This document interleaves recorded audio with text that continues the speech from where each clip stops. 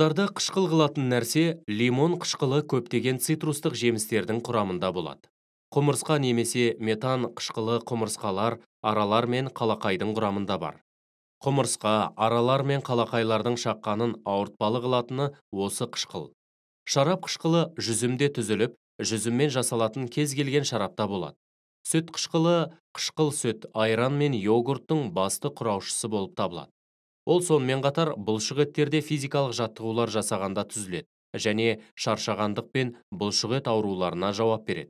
Сұйылтылған сірке қышқылы дәмдеуіштер мен консерванттар ретінде мысалы көкөністерді, саңырауқұлақтар не майшабақтарды консервілегенде пайдаланылады. Барлық газдалған сусындардың құрамында еріген көміртек диоксидінен басқа аздаған мөлшерде көмір қышқылы болады.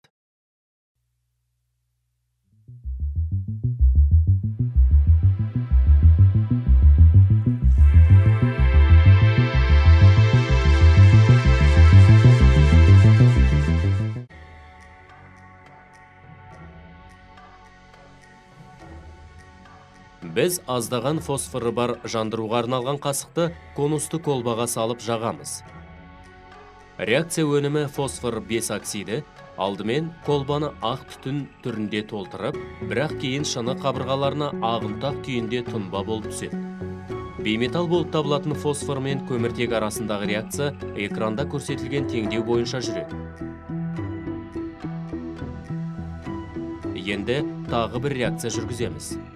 Ішінде фосфор 5 оксиді бар колбаға 5 мл су құйып, колбаны тығынмен жабамыз да, таза сұйықтық алғанға дейін колбаны шайқаймыз.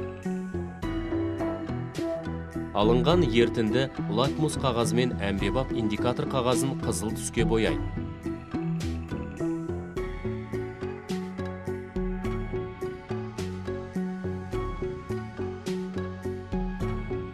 Фосфор 5 оксиді немесе фосфор пентоксиді ретінде белгілі өнім сумен әрекеттесіп, ортофосфор қышқылын түзеді.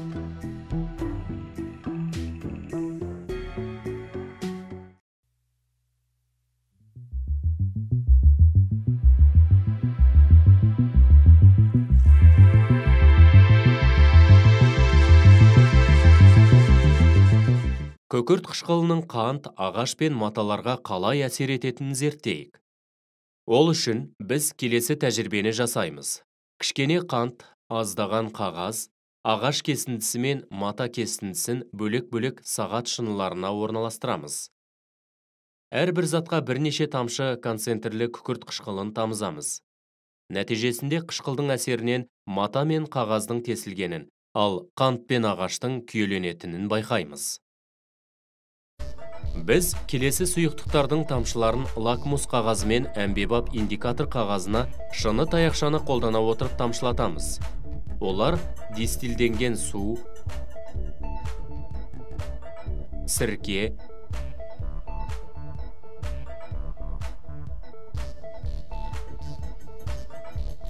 лимон қышқылының ертіндісі,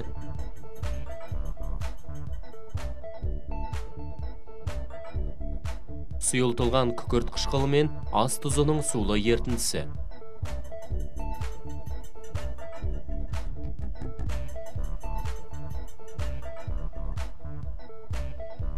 Әмбебап қағаз бен лакмус қағазы қышқылдармен жанасқанда қызыл түске боялады.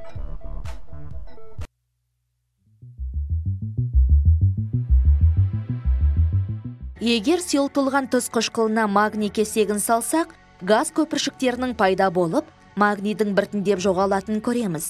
Магний тұз қышқылымен әрекеттесіп, сутек пен магний хлоридін түзеді.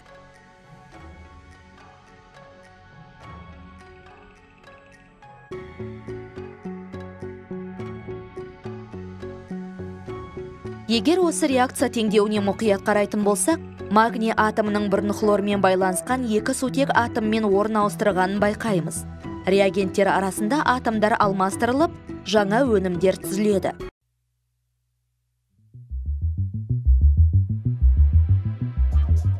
Тұз қышқылының сулы ертіндісі pH-ы жуықтап бірге тең күшті қышқыл. Оған натрий гидроксидін біртіндеп қосқан кезде ертіндінің pH-ы артады.